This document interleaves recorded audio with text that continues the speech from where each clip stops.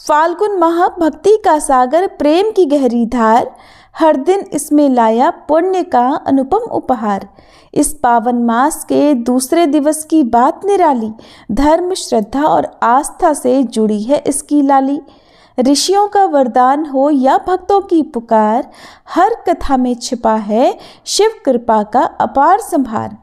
हरे कृष्णा, श्री शिवाय नमस्तुभ्यम।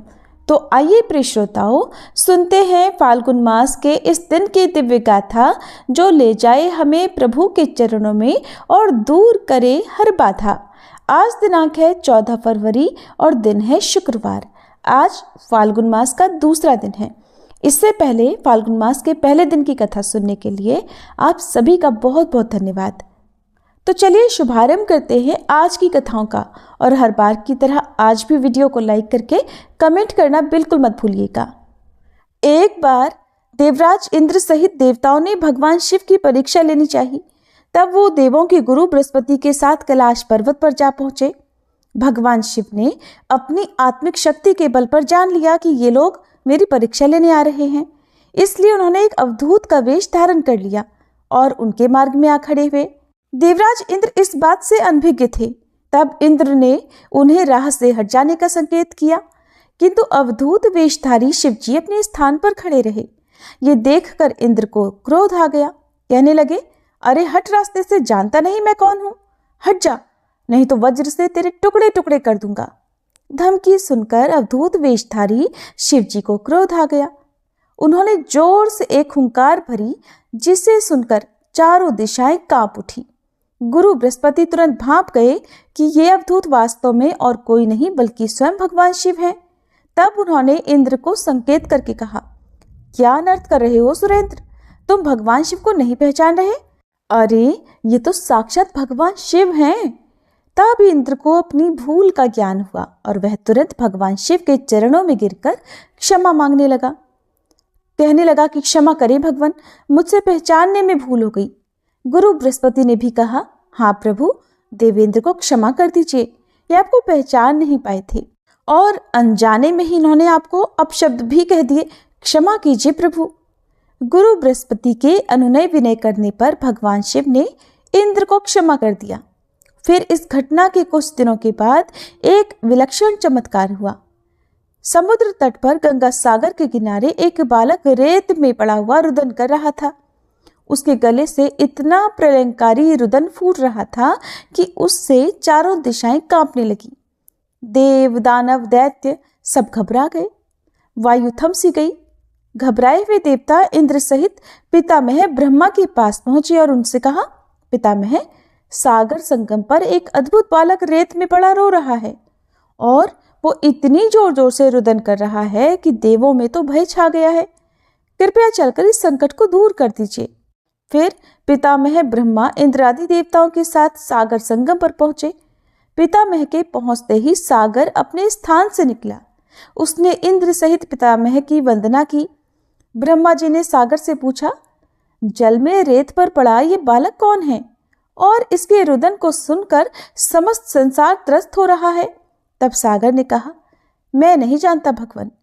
एक दिन एक विलक्षण तेज लहरों में आ गया था, उसी से इस बालक की उत्पत्ति हुई है। ऐसा कहकर सागर ने बालक को गोद में उठाया और ब्रह्मा जी की गोद में दे दिया। ब्रह्मा जी की गोद में आते ही बालक ने रोना बंद कर दिया और कुछ ही देर में अचानक बालक की बाहें आगे बढ़ीं। उसकी दोनों बाहों ने ब्रह्मा जी का गला पकड़ लिया। ये देखकर अन्य सभी देवता स्तंभित हो उठे। ब्रह्मा जी ने अपना गला छुड़ाने का प्रयास किया, किंतु बालक के हाथों की पकड़ और मजबूत हो गई। फिर अचानक बालक ने उनका गला छोड़ दिया और मुस्कुराने लगा। तब ब्रह्मा जी अपना गला सहलाते हुए बोले, अरे इस बालक का नाम क्या है सागर? ये तो अभी से बड़ा बलशाली है। तब सागर ने कहा, इसका अभी नामकरण नहीं हुआ है पितामह, आप ही इसका कोई नाम रख दीजिए। तब ब्रह्मा जी बोले, मैं इसका नाम जलंधर रखता हूं और आज से ये तुम्हारा ही पुत्र कहा जाएगा। बालक का नामकरण करके सागर के हाथों में सौंपकर पितामह सहित सभी देवता अपने अपने धाम लौट गए। अब बालक कुछ बड़ा हुआ तो पितामह की आज्ञा से आचार्य शुक्र ने उसे शिक्षा देनी आरंभ कर दी। देखते ही देखते वह बालक युवक बन गया। गुरु शुक्राचार्य ने उसे दैत्यों का सम्राट बना दिया और कालनेमी नामक एक असुर की वृंदा नामक कन्या से उसका विवाह भी करा दिया। जलंधर महाबलवान सिद्ध हुआ। देखते ही देखते उसने समस्त सागर के द्वीपों पर अपना शासन स्थापित कर लिया। उसकी पत्नी वृंदा ने हर मामले में उसके साथ भरपूर सहयोग किया। वृंदा एक सती स्त्री थी। उसे ब्रह्मा जी का वरदान मिला हुआ था कि जब तक उसका सतीत्व कायम रहेगा, सुर असुर देव दानव कोई भी उसके पति का बाल बांका नहीं कर पाएगा। फिर एक दिन आचार्य शुक्राचार्य जलंधर की राजसभा में पधारे। जलंधर ने आचार्य की चरण वंदना की और उन्हें ऊंचे आसन पर बिठाकर पूछा, आचार्य, हमारे यहाँ एक राहु नामक वीर है। मैं जानना चाहता हूँ कि उसका सिर कटा हुआ क्यों है। तब गुरु शुक्राचार्य ने कहा, दैत्यराज, राहु का सिर भगवान विष्णु ने अपने सुदर्शन चक्र से काट दिया था। जलंधर बोला, मगर क्यों आचार्य? राहु ने ऐसा क्या अपराध कर दिया था? उत्तर में शुक्राचार्य ने उसे सागर मंथन की समस्त कथा सुनाकर कहा कि उसका अपराध ये था कि उसने देवताओं की पंक्ति में बैठकर धोखे से अमृत पान कर लिया था। तब जलंधर बोला, तो इसमें क्या अपराध हो गया आचार्य?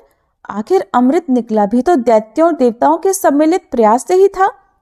फिर अकेले ही देवता ही उस अमृत को पी जाने के अधिकारी भला कैसे हो गए? आचार्य बोले, इसमें भी विष्णु की छल नीति थी। समुद्र से निकले समस्त रत्न देवराज इंद्र ने ले लिए थे। अब तो ये बात सुनकर जलंधर क्रोधित होकर बोला, मैं ऐसा हरगिज नहीं होने दूंगा। मेरे पिता के रत्नों का अधिकारी इंद्र नहीं, मैं स्वयं हूं। अब तो देवताओं को सागर के रत्न लौटाने ही पड़ेंगे। उसके बाद गुरु शुक्राचार्य तो वापस अपने स्थान पर चले गए और जलंधर ने घसमड़ नामक दैत्य को बुलाकर इंद्रपुरी रवाना कर दिया ताकि वह इंद्र को ये संदेश दे आए कि समुद्र मंथन से प्राप्त सारे रत्नों को उसे सौंप दें। अब घसमर इंद्रपुरी पहुंचा। जाकर उसने देवराज इंद्र से कहा, देवराज, मैं दैत्यराज जलंधर का एक संदेश लेकर उपस्थित हुआ हूं। दैत्यराज ने कहा है कि सागर मंथन के दौरान उसके पिता के जो भी रत्न आपने हथिया लिए थे उन्हें तुरंत लौटा दें। सुनकर देवराज ने कहा, रत्न? कैसे रत्न? दैत्यराज से कहना, वो रत्न तो देवों के परिश्रम के फल थे। सेवक बोला, लेकिन परिश्रम तो देव और दानव दोनों ने ही किया था। फिर रत्न भला अकेले देवों के कैसे हो गए? सीधी तरह रत्नों को लौटा दो, वरना इसका परिणाम बड़ा भयंकर होगा। यह सुनकर इंद्र क्रोधित होकर कहने लगे, तुम्हारा इतना साहस? मेरी पुरी में ही मुझे धमकाते हो? ठहरो पापी, मैं अभी तुम्हें इसका मजा चखाता हूं। ऐसा कहकर इंद्र ने अपना वज्र निकाल लिया, लेकिन तभी आचार्य बृहस्पति ने उन्हें रोक दिया। फिर इंद्र को समझाते हुए बोले, क्रोध में मत आओ सुरराज, ये दूत है और दूत अवध्य होता है, इसे जाने दो। इसके बाद घसमर वापस जलंधर के पास पहुंचा और इंद्र द्वारा दिया गया उत्तर उसे कह सुनाया। सुनकर जलंधर तो मारे क्रोध की आग बबूला हो उठा। उसने तुरंत चारों दिशाओं में स्थित दैत्यों के पास संदेश भिजवा दिया कि वे तुरंत इंद्रपुरी पर आक्रमण कर दें। साथ ही साथ अपने सेनापतियों शुंभ और निशुंभ के साथ इंद्रलोक पर चढ़ाई भी कर दी और वहां पहुंचकर दैत्य सेना ने देवताओं का विध्वंस करना आरंभ कर दिया। दैत्यों के दल अमरावती को नष्ट भ्रष्ट करने में लग गए। दोनों पक्षों के वीरों के शव जमीनों पर गिरने लगे। आचार्य बृहस्पति देवों की ओर से और शुक्राचार्य दैत्यों की ओर से घायल और मृत वीरों का उपचार करने लगे और वे पुनः जीवित होकर युद्ध करने लगते।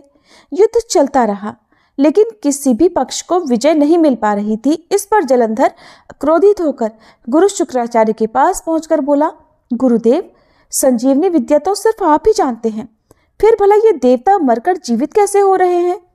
तब गुरु शुक्राचार्य बोले, दैत्यराज, संजीवनी बूटी का उपयोग करना आचार्य बृहस्पति भी जानते हैं। उन्होंने कई देवता इसी कार्य पर लगा रखे हैं कि वे द्रोणागिरी से संजीवनी बूटी लाते रहें। अगर किसी तरह देवताओं द्वारा द्रोणागिरी से बूटी लाना रोक दिया जाए तो आचार्य बृहस्पति देवों को पुनः जीवित नहीं कर पाएंगे। तब जलंधर बोला, लेकिन हमें इस तरह से तो अपनी सेना का एक बड़ा हिस्सा द्रोणागिरी पर्वत की ओर ले जाना पड़ेगा, और फिर यहाँ तो भयंकर गति से युद्ध चल रहा है। ऐसा करना तो बड़ा मुश्किल भरा होगा। तब गुरु शुक्राचार्य कहने लगे, तो फिर क्यों ना द्रोणगिरी पर्वत को ही सागर में डुबो दिया जाए, फिर न रहेगा बांस न बजेगी बांसुरी। शुक्राचार्य की बात सुनकर जलंधर अमरावती छोड़कर अब द्रोणगिरी पर्वत पर जा पहुंचा और अपने मंत्र विद्ध बाणों से उसे समुद्र में डुबो दिया। इससे देवताओं को संजीवनी बूटी मिलनी बंद होने लगी। अब देवताओं में घबराहट फैल गई। देवराज इंद्र घबराते हुए आचार्य बृहस्पति के पास पहुंचे और बोले, हमारे वीर तो बड़ी संख्या में हताहत हो रहे हैं आचार्य, अब क्या होगा? इस तरह तो समस्त देवताओं का ही विनाश हो जाएगा। तब गुरु बृहस्पति बोले, मेरी सलाह मानो देवेंद्र, ये युद्ध तुरंत बंद कर दो और अपनी सेना सहित भागकर जान बचा लो।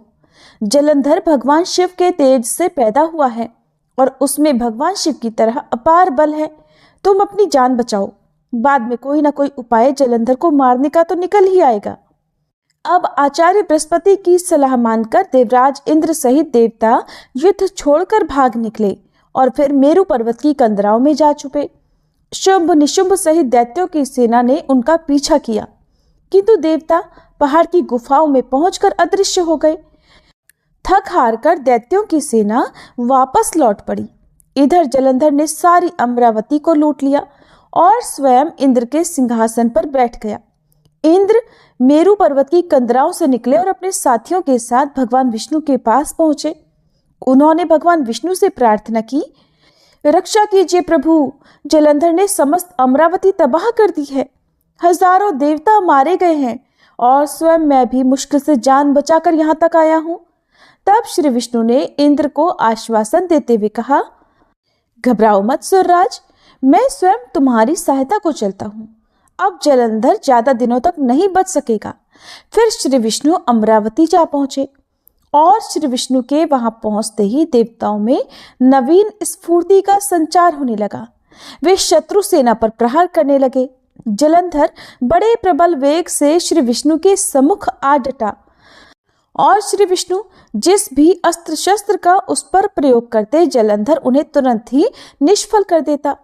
आखिर में श्री विष्णु ने हार मान ली और कहने लगे, तुम वाकई वीर हो जलंधर, मेरे इतने अस्त्रों को भी तुमने निष्फल कर दिया।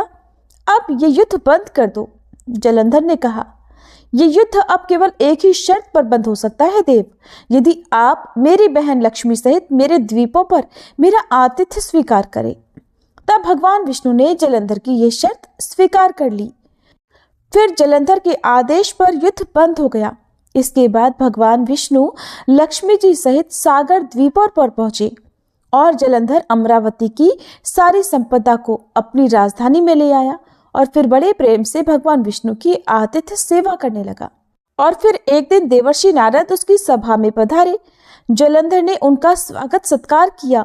नारद जी ने कहा, दैत्यराज, इस समय समस्त ऐश्वर्य तुम्हें उपलब्ध है, किंतु एक चीज की कमी है। जलंधर बोला, कमी?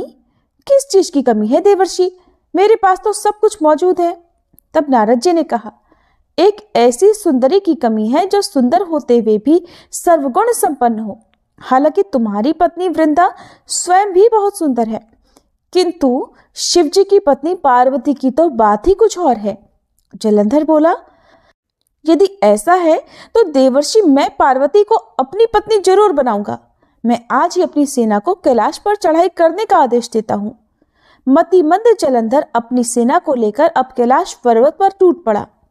उसकी सेना और शिव गणों में भयंकर युद्ध छिड़ गया। आखिर भगवान शिव के गण युद्ध भूमि छोड़कर भाग निकले। विवश होकर भगवान शिव को युद्ध भूमि में जाना पड़ा। अपने स्वामी की उपस्थिति में शिव गणों का उत्साह बढ़ गया। वे तीव्र वेग से दैत्य सेना पर टूट पड़े और उनका संहार करना शुरू कर दिया। अब शिव जी जलंधर के सम्मुख आ डटे। दोनों में विकट युद्ध छिड़ गया। दूसरी ओर भगवान विष्णु अपनी कुछ और ही माया रच रहे थे। जलंधर की पत्नी वृंदा एक महान पतिव्रता नारी थी। तब भगवान विष्णु ने जलंधर का ही वेश धारण किया और उसके शयनागार में जा पहुंचे। फिर उन्होंने वृंदा का आलिंगन किया, लेकिन वृंदा को यह आभास हो गया कि उसके पति का वेशधारी ये व्यक्ति उसका पति नहीं है, इसलिए वह कड़क कर बोली, कौन है तू? तब श्री विष्णु अपने वास्तविक स्वरूप में प्रकट हुए और हंसते हुए बोले, मुझे बहुत खेद है वृंदा, लेकिन ऐसा करना आवश्यक हो गया था। तेरा पति तेरे ही कारण अजेय था। अब उसे मारने में भगवान शिव को कोई परेशानी नहीं होगी। अब वृंदा रोते हुए बोली, आपने मेरे साथ ऐसा विश्वासघात क्यों किया प्रभु? मेरे पति ने तो आपके आतिथ्य सत्कार में कभी कोई कमी नहीं छोड़ी थी। भगवान विष्णु ने उसे आशीर्वाद देते हुए कहा, तुम वास्तव में एक पूज्य नारी हो वृंदा, लेकिन हर आतताई का एक न एक दिन अंत होता ही है। तुम्हारे पति के पापों का घड़ा भर चुका है, अब उसका अंत निकट आ पहुंचा है। लेकिन मैं तुम्हें वरदान देता हूं कि आज से तुम सारे संसार में पूजी जाओगी। समस्त स्त्रियां तुम्हारी पूजा किया करेंगी। पश्चाताप की अग्नि में जलती हुई वृंदा इधर अग्नि में कूद पड़ी और देखते ही देखते भस्म हो गई। फिर उसके शरीर का तेज निकलकर पार्वती जी के शरीर में प्रविष्ट हो गया। देवताओं ने पुष्प वर्षा की। वृंदा के अग्नि में भस्म होते ही इधर जलंधर का तेज घट गया और फिर अवसर पाते ही भगवान शिव ने अपने त्रिशूल से उसका मस्तक काट दिया। जलंधर के मरते ही उसका वह तेज, जिससे वह आज तक अजेय था, शिव जी के शरीर में प्रविष्ट हो गया और फिर दैत्य सेना घबराकर भाग गई। फिर देवताओं ने शिव जी की जय जयकार की। इंद्र ने पुनः अपना सिंहासन प्राप्त कर लिया और फिर चारों ओर पहले की तरह सुख शांति छा गई। ये थी जलंधर वध की कथा। अब सुनिए फाल्गुन मास महात्म्य की आज की कथा। गौतम मुनि ने जब राजा को बताया कि वह शिवरात्रि उपवास करके भगवान शिव का महोत्सव देखकर लौटे हैं और उन्होंने मार्ग में एक अद्भुत आश्चर्य की बात देखी, तब राजा ने पूछा, हे ब्राह्मण, आपने मार्ग में कौन से आश्चर्य की बात देखी और कहाँ पर देखी, वो मुझे भी बताइए। तब गौतम जी कहने लगे, राजन, गोकर्ण से आते समय एक स्थान पर दोपहर के समय मुझे एक स्वच्छ सरोवर दिखाई दिया। वहां जल पीकर मैंने रास्ते की थकान दूर की और घनी और शीतल छाया वाले बरगद के नीचे विश्राम किया। उसी समय थोड़ी ही दूर पर मैंने एक अंधी, बूढ़ी और दुबली पतली चांडालनी को देखा। उसका मुंह सूख गया था। उसने कुछ भी भोजन नहीं किया था और वह अनेक प्रकार के रोगों से पीड़ित थी। उसके सभी अंगों में कोढ़ के घाव हो गए थे और बहुत से घावों में कीड़े भी पड़ गए थे। उसकी कमर में पीप और रक्त से सना हुआ एक फटा पुराना वस्त्र लिपटा हुआ था। उसे उस दशा में देखकर मुझे बहुत दया आई और उसके मृत्युकाल की प्रतीक्षा करता हुआ मैं क्षण भर वहीं बैठा रहा। इतने में ही भगवान शंकर के पार्षदों द्वारा लाया जाता हुआ एक विमान मैंने देखा, जो अपनी किरणों से आकाश मार्ग को प्रकाशित कर रहा था। तब मैंने शीघ्र ही समीप जाकर आकाश में खड़े हुए उन शिवगणों से पूछा, आप लोगों को नमस्कार है। मैंने आप लोगों को पहचान लिया है। आप सभी महादेव जी के चरणों के सेवक हैं। आपने इस समय जो यहाँ आने का कष्ट उठाया है, वह आपकी यात्रा संपूर्ण लोगों की रक्षा करने के लिए हुई है या आप लोगों को कोई विनोद सूझा है? कृपा करके मुझे बतलाइए, आप यहाँ किस लिए पधारे हैं? तब शिवजी के दूत बोले, मुने, ये सामने जो बूढ़ी चंडालनी मर रही है, इसी को ले जाने के लिए भगवान शिव ने हमें आदेश दिया है। ये सुनकर मैंने पूछा, अहो, ये महापापात्मा घोर चंडालनी इस दिव्य विमान पर बैठने की अधिकारी कैसे हो सकती है? ये तो जन्म से लेकर जीवन भर प्रायः अपवित्रता में ही डूबी रही, पाप मग्ना और पाप का अनुगमन करने वाली है। इस दुराचारणी को आप लोग शिवलोक में क्यों ले जाना चाहते हैं? इसने तो कभी भी शिवजी का पंचाक्षर मंत्र नहीं जपा, शिवजी का पूजन नहीं किया और न कभी भगवान शंकर का ध्यान ही किया है। सत्संग से सदा दूर रहने वाली इस अत्यंत क्रोधी स्वभाव वाली स्त्री को आप लोग भगवान शिव के लोक में कैसे ले जाना चाहते हैं? अहो, ईश्वर की इस लीला का रहस्य देहधारियों की समझ में आना कठिन है, जिसमें पापात्मा प्राणी भी दया करके परम पद में पहुंचाए जाते हैं। मेरे ऐसा कहने पर देवाधिदेव भगवान शिव के दूत इस प्रकार कहने लगे, महामते, ये कर्मों के परिपाक से प्राप्त होने वाली गति देखो, जो कि एक नीच से नीच नारी भी आज रोग शोक से रहित परम धाम पर आरूढ़ हो रही है। इसने पूर्व जन्म में अन्न दान नहीं किया था, अतः भूख प्यास आदि क्लेशों से यहाँ पीड़ित हो रही है। इसने जो मदिरा के नशे में अंधी होकर बड़ा भयंकर पाप कर डाला था, उसी के फल से ये जन्म से ही अंधी हो गई। पूर्व जन्म में इसने जानबूझकर गाय के बछड़े को खाया था, इसलिए इस जन्म में यह अतिशय निंदित चांडालनी हुई। इसने सदाचार का मार्ग त्याग कर पूर्व जन्म में व्यभिचार के मार्ग को अपनाया था।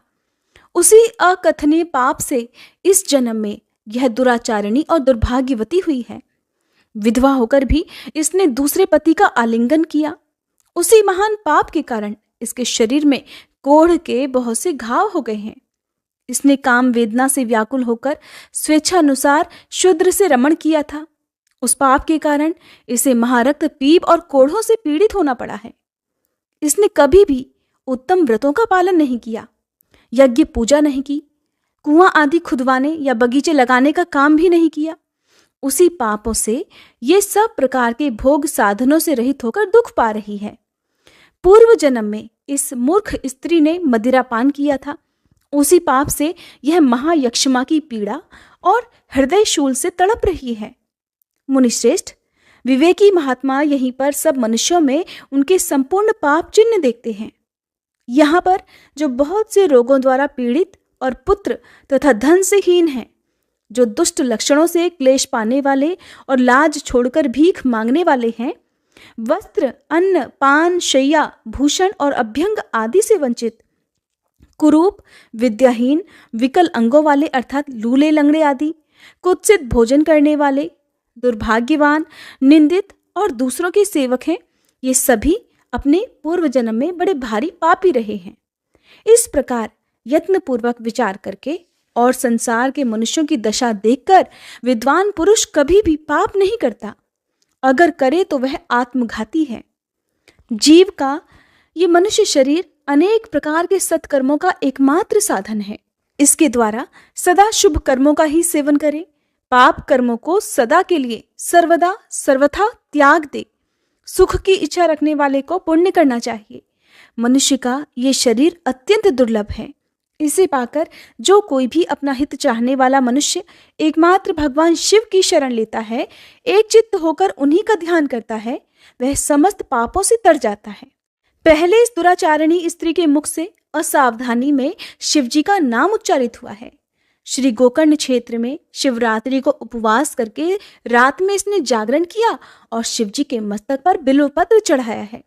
उसी का जो उत्तम फल है उसे ये आज भोगने जा रही है। ये सब तुम अपनी आंखों से देख रहे हो। गौतम जी कहते हैं, राजन, इस प्रकार कहकर उन शिवदूतों ने उस चंडाल की योनि से जीव को खींचकर उसे दिव्य तेज से संपन्न कर दिया। उस नारी को दिव्य शरीर की प्राप्ति हुई और वह तेज की राशि से उद्भासित हो उठी। इसके बाद भगवान शिव के दूतों ने प्रसन्न होकर उसे विमान पर बिठा लिया। वह परम उदार रूप और लावण्य से सुशोभित तथा दिव्य रूप धारण करने वाली हो गई। उसकी देह से सब ओर दिव्य सुगंध और दिव्य प्रकाश फैल रहे थे। वह विमान पर बैठी हुई शिवजी के चरणारविंदों का स्मरण कर रही थी। उसे वे पार्षद भगवान महादेव जी के पास ले गए। उस समय सब लोकपाल आश्चर्यचकित होकर ये सब देख रहे थे। राजन, गिरिजापति भगवान शंकर के प्रति लेश मात्र भक्ति का ये अत्यंत आश्चर्यजनक महात्म्य मैंने तुम्हें बताया है, जो समस्त पाप राशि का नाश करने वाला है। राजा ने पूछा, भगवान, परमेश्वर शिव का ये उत्तम लोक कैसा है? अगर आपकी मुझ पर दया है तो मुझे शिवलोक का भी लक्षण बताइए। तब गौतम जी बोले, राजन, ब्रह्मा आदि देवेश्वरों के लोकों में भी जो अत्यंत दुर्लभ आनंद है, वह जिस दिव्य धाम में नित्य निरंतर विद्यमान रहता है, वही परमेश्वर शिव का लोक है, जहाँ सब लोकों को लांघ कर जाना होता है, जिसमें दिव्य प्रकाश स्थित है तथा जहाँ अविद्या में अंधकार का कहीं लेश मात्र भी संयोग नहीं है, वही परमेश्वर शिव का लोक है। जहाँ काम, क्रोध, लोभ और मद आदि विकार निवास नहीं करते और जहाँ जन्म आदि अवस्थाएं नहीं प्राप्त होती, वह परमेश्वर शिव का लोक है। जो लोग भगवान शिव की भक्ति से परिपूर्ण हैं, वे ही उस दिव्य धाम में जाते हैं। जो भगवान शंकर की कथा सुनने और कहने में प्रसन्नता का अनुभव करते हैं, केवल शांति में जिनकी स्थिति है और जो सब प्राणियों के अकारण सुहृद और मोह रहित हैं। वे संसार चक्र को लांघकर भगवान शंकर के आनंदमय धाम को पाकर सुखी होते हैं। राजन, इसी प्रकार तुम भी गोकर्ण क्षेत्र में भगवान शंकर के स्थान पर जाकर उनके दर्शन से समस्त पाप राशि का निवारण करो और धन्य धन्य हो जाओ। वहां सब समय में स्नान करके महाबल शिव की पूजा करो और शिव चतुर्दशी को एकाग्रता पूर्वक उपवास करके रात्रि में जागरण तथा बिल्वपत्र द्वारा भगवान शंकर का पूजन करो। इससे तुम सब पापों से मुक्त होकर शिवलोक को प्राप्त हो जाओगे। ऐसा कहकर मुनिवर गौतम प्रसन्नता पूर्वक मिथिलापुरी को चले गए और राजा मित्र सह गोकर्ण क्षेत्र में आ गए। वहां महाबल नाम से प्रसिद्ध महादेव जी का दर्शन और पूजन करने से उनकी समस्त पाप राशि धुल गई। उन्होंने भगवान शिव के परम धाम को प्राप्त कर लिया। जो मनुष्य भगवान शिव की इस मनोहर कथा को प्रतिदिन भक्ति पूर्वक सुनता अथवा सुनाता है, वह भी परम गति को प्राप्त होता है। श्री सूत जी कहते हैं, भगवान शिव गुरु हैं, शिव देवता हैं, शिव ही प्राणियों के बंधु हैं, शिव ही आत्मा और शिव ही जीव हैं। शिव जी से भिन्न दूसरा कुछ भी नहीं है। भगवान शिव के उद्देश्य से जो कुछ भी दान, जप और होम आदि किया जाता है, उसका फल अनंत बताया गया है।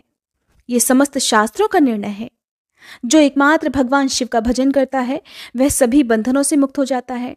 जो प्रीति अपने पुत्र, स्त्री और धन में की जाती है, वही अगर भगवान शिव की पूजा में की जाए तो वह उद्धार कर देती है। इसलिए कितने ही महात्मा पुरुष भगवान शिव की पूजा के लिए संपूर्ण विषय रूपी मदिरा को छोड़ देते हैं। वही जिह्वा सफल है जो भगवान शिव की स्तुति करती है। वही मन सार्थक है जो शिव जी के ध्यान में लीन होता है। वे ही कान सफल हैं जो उनकी कथा सुनने के लिए सदा उत्सुक रहते हैं। और वे ही दोनों हाथ सार्थक हैं जो शिव जी की पूजा किया करते हैं। वे नेत्र धन्य हैं जो महादेव जी की पूजा का दर्शन करते हैं। वह मस्तक धन्य है जो शिव जी के सामने झुक जाता है। वे पैर धन्य हैं जो भक्ति पूर्वक शिव जी के क्षेत्रों में सदा भ्रमण करते हैं। जिसकी संपूर्ण इंद्रियां भगवान शिव के कामों में लगी रहती हैं, वह संसार सागर के पार हो जाता है और भोग तथा मोक्ष प्राप्त कर लेता है। शिव जी की भक्ति से युक्त मनुष्य चांडाल, पुलकस, नारी, पुरुष अथवा नपुंसक कोई भी क्यों ना हो, तत्काल ही संसार बंधन से मुक्त हो जाता है। जिसके हृदय में भगवान शिव की लेश मात्र भी भक्ति है, वह समस्त देहधारियों के लिए वंदनीय है। उज्जैनी नगरी में चंद्रसेन नामक एक राजा थे। वे उसी नगर में निवास करने वाले भगवान महाकाल का पूजन करते थे। शिवजी के पार्षदों में अग्रगण्य तथा अमंगलों को जीतने वाले विश्ववंदित मणिभद्र जी राजा चंद्रसेन के मित्र हो गए थे। उन्होंने राजा पर प्रसन्न होकर एक समय उन्हें दिव्य चिंतामणि प्रदान की, जो कौस्तुभ मणि तथा सूर्य के समान दैदीप्यमान थी। वह देखने, सुनने अथवा ध्यान करने पर भी मनुष्यों को मनोवांछित वस्तु प्रदान करती थी। राजा उस चिंतामणि को कंठ में धारण करके जब सिंहासन पर बैठा करते थे, तब देवताओं में सूर्य नारायण की तरह उनकी शोभा हुआ करती थी। राजा चंद्रसेन के विषय में ये सब बात सुनकर समस्त राजाओं के मन में उस मणि के प्रति लोभ की मात्रा बढ़ गई और वे शुद्ध रहने लगे। एक बार उन सभी ने बहुत सी सेना साथ लेकर क्रोधपूर्वक धरती को कंपाते हुए आक्रमण कर दिया और उज्जैनी को चारों ओर से घेर लिया। अपनी नगरी को घिरा हुआ देखकर राजा चंद्रसेन भगवान महाकाल की शरण में गए और मन को संदेह रहित करके दृढ़ निश्चय के साथ उपवास पूर्वक दिन रात अनन्य भाव से भगवान गौरीपति की आराधना करने लगे। उन्हीं दिनों उस नगर में कोई ग्वालिन रहती थी, जिसके एकमात्र ही पुत्र था। वह विधवा थी और उज्जैनी में बहुत दिनों से रहा करती थी। वह अपने 5 वर्ष के बालक को लिए हुए महाकाल के मंदिर में गई और राजा चंद्रसेन द्वारा की हुई गिरिजापति की महापूजा का दर्शन किया। शिव पूजन का वह आश्चर्यमय उत्सव देखकर उसने भगवान को प्रणाम किया और पुनः अपने निवास स्थान पर लौट आई। ग्वालिन के उस बालक ने वह सारी पूजा देखी थी, इसलिए घर आने पर उसने भी कौतूहलवश शिव जी की पूजा प्रारंभ कर दी, जो संसार से वैराग्य प्रदान करने वाली है। एक सुंदर पत्थर लाकर उसे घर से थोड़ी ही दूर पर एकांत स्थान में रख दिया और उसी को शिवलिंग मान लिया। फिर अपने छोटे छोटे हाथों से मिलने लायक जो कोई भी फूल उसे दिखाई दिए, उन सबको इकट्ठा करके उस बालक ने जल से शिवलिंग को स्नान कराया और भक्तिपूर्वक पूजन किया। उसके बाद कृत्रिम अलंकार, चंदन, धूप, दीप और अक्षत आदि उपचारों से अर्चना करके मनः कल्पित अर्थात मन से भाव करके दिव्य वस्तुओं को भगवान को नैवेद्य निवेदित किया।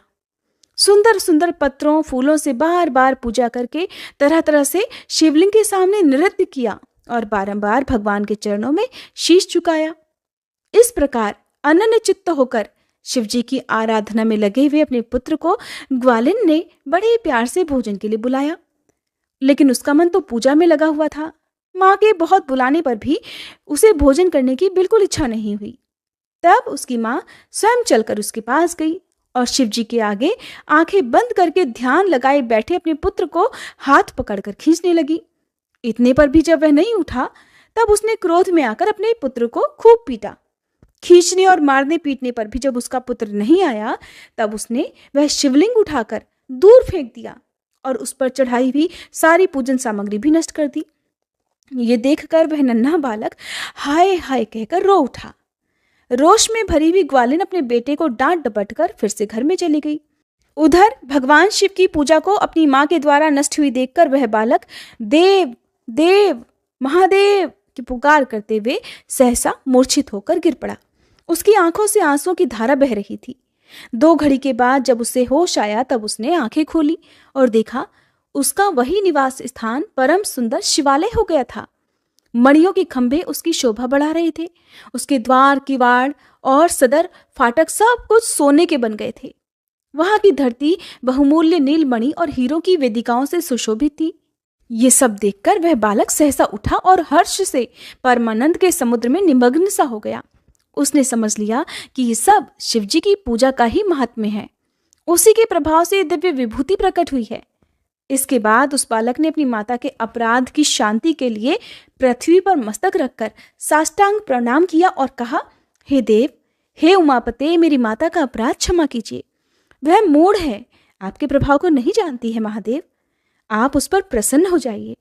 अगर मुझ में आपकी भक्ति से उत्पन्न हुआ कुछ भी पुण्य है, तो उससे मेरी माता आपकी दया प्राप्त कर सके। इस प्रकार भगवान शंकर को बार बार प्रसन्न करके उनके चरणों में मस्तक झुकाकर सूर्यास्त के समय वह बालक शिवालय से बाहर निकला और उसने अपने शिविर को देखा। वह इंद्र नगर के समान शोभा पा रहा था। वहां सब कुछ तत्काल स्वर्णमय होकर विचित्र वैभव से प्रकाशित होने लगा। भवन के अंदर प्रवेश करके उस बालक ने देखा कि उसकी माँ तो बहुमूल्य रत्नमय पलंग पर बिछी हुई श्वेत रंग की शैया पर निर्भय होकर सो रही है और उसी को याद कर रही है। उसने अपनी माँ को जगाया। ग्वालिन बड़ी तेजी से उठी और अपने पुत्र को तथा अपने घर को भी अपूर्व रूप में देखकर आनंद से विह्वल हो उठी। पुत्र के मुख से गिरजापति शंकर जी का वैसा प्रसाद सुनकर ग्वालिन ने राजा को सूचना दी, जो नित्य निरंतर भगवान शिव के भजन में ही लगे रहते थे। राजा अपना नियम पूरा करके रात में अचानक वहां आए और ग्वालिन के पुत्र का वह प्रभाव जो शंकर जी के संतोष से प्रकट हुआ था उसे देखा। स्वर्णमय शिव मंदिर, रत्नमय शिवलिंग और सुंदर मणिमाणिक्यों से जगमगाता हुआ ग्वालिन का सुंदर महल देखकर राजा चंद्रसेन पुरोहित और मंत्रियों के साथ 2 घड़ी तक आश्चर्यचकित होकर परमानंद में डूबे रहे। उसके बाद उन्होंने आंखों से प्रेम की आंसू बहाते हुए ग्वालिन के उस बालक को हृदय से लगा लिया। भगवान शिव के इस अद्भुत महात्म्य की चर्चा समस्त पुरवासियों में बड़ी तेजी से फैली और यही सब कहते सुनते वह रात मानो क्षण भर में ही बीत गई। युद्ध के लिए आए हुए नगर को उधर चारों ओर से घेरकर राजाओं ने भी प्रातःकाल अपने दूतों के मुख से ये परम अद्भुत समाचार सुना। सुनते ही उनके मन से वैरभाव निकल गया। उन सभी राजाओं ने, जो कि राजा से युद्ध करने के लिए आए थे, सहसा हथियार डाल दिए और चकित होकर महाराज चंद्रसेन की आज्ञा से नगर में प्रवेश किया। उस रमणीय नगरी में प्रवेश करके भगवान महाकाल को प्रणाम करने के बाद सब राजा उस ग्वालिन के घर पर आए। वहां राजा चंद्रसेन ने आगे बढ़कर उनका स्वागत किया। वे बहुमूल्य आसनों पर बैठे हुए और प्रीतिपूर्वक विस्मित और आनंदित हुए। गोप बालक पर कृपा करने के लिए स्वतः प्रकट हुए शिवालय और शिवलिंग का दर्शन करके सभी राजाओं ने भगवान शिव को अपनी उत्तम बुद्धि समर्पित की और उनमें भक्तिपूर्वक मन लगाया। इसी समय सभी देवताओं से पूजित परम तेजस्वी वानर राज हनुमान जी वहां प्रकट हुए। उनके आते ही सब राजाओं ने बड़ी तेजी से उठकर भक्ति भाव से विनीत होकर उन्हें प्रणाम किया। तब हनुमान जी कहने लगे, राजाओं, भगवान शिव की पूजा के सिवा देहधारियों के लिए दूसरी कोई गति नहीं है। ये बड़े सौभाग्य की बात है कि इस गोप बालक ने शनिवार को प्रदोष व्रत के दिन बिना मंत्रों के भी शिव जी का पूजन करके उन्हें पा लिया। शनिवार को प्रदोष व्रत समस्त देहधारियों के लिए दुर्लभ है। कृष्ण पक्ष आने पर तो वह और भी दुर्लभ हो जाता है। गोप वंश की कीर्ति बढ़ाने वाला ये बालक संसार में सबसे अधिक पुण्यात्मा है। इसकी वंश परंपरा में 8वीं पीढ़ी में महायशस्वी नंद उत्पन्न होंगे, जिनके यहाँ साक्षात भगवान नारायण उनके पुत्र रूप से प्रकट होकर श्री कृष्ण के नाम से प्रसिद्ध होंगे। आज से ये गोपाल नंदन संसार में श्रीकर नाम से विख्यात होगा। अंजनी नंदन हनुमान जी ऐसा कहकर उस गोप बालक को शिव जी की उपासना के आचार व्यवहार का उपदेश देकर वहीं अंतर्ध्यान हो गए। वे सब राजा हर्ष में भरकर महाराज चंद्रसेन की आज्ञा लेकर जैसे आए थे वैसे ही लौट गए। महातेजस्वी श्रीकर भी हनुमान जी का उपदेश पाकर धर्मज्ञ ब्राह्मणों के साथ शंकर जी की आराधना करने लगा। समयानुसार भक्त श्रीकर गोप तथा राजा चंद्रसेन दोनों ने भक्तिपूर्वक शिव जी की आराधना करके परम पद प्राप्त किया। ये परम पवित्र उपाख्यान कहा गया। यह गोपनीय रहस्य है, सुयश और पुण्य समृद्धि को बढ़ाने वाला है तथा गौरीपति भगवान शिव के चरणारविंदों में भक्ति भाव को बढ़ाने वाला और पापों का नाश करने वाला है। जय भोलेनाथ। आज के अध्याय में बस इतना ही। इसके आगे का वृतांत आप सभी अगले अध्याय में जरूर सुनिएगा।